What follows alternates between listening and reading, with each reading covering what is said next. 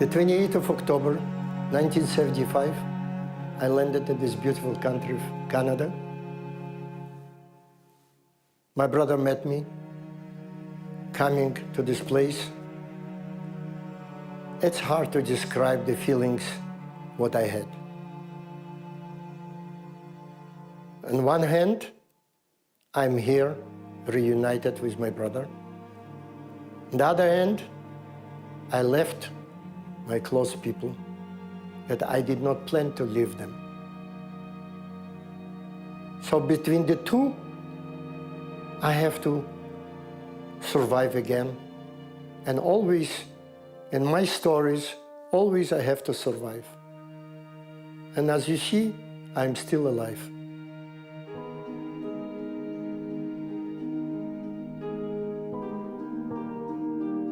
On the 22nd of June, 1941, the first bomb fell down on our railway station.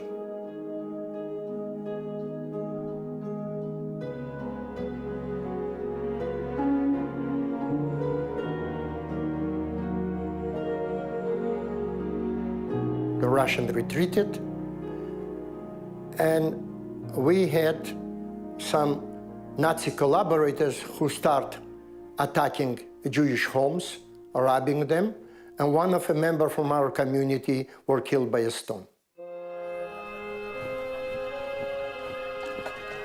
I remember when the Nazis arrived into our town in the beginning of July, the Jews were hiding in the houses because some, prior to this, to them attacking us, we already had information from Polish Jews who ran away from center of Poland, that what's going on there.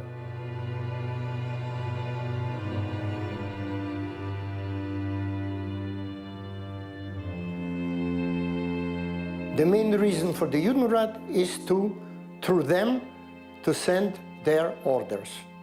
And the first order was to organize a ghetto. We're not allowed to leave the ghetto. Then, day by day, was giving orders what to collect from the community.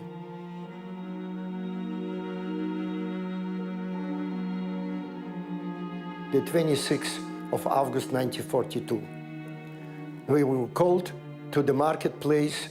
Then the police checked, divided the people, women, small children on one side, the men on the other side. But the main idea was they prepared already railway cars. Their idea was to load us into the cars and take us to Sarna, where we're supposed to be killed.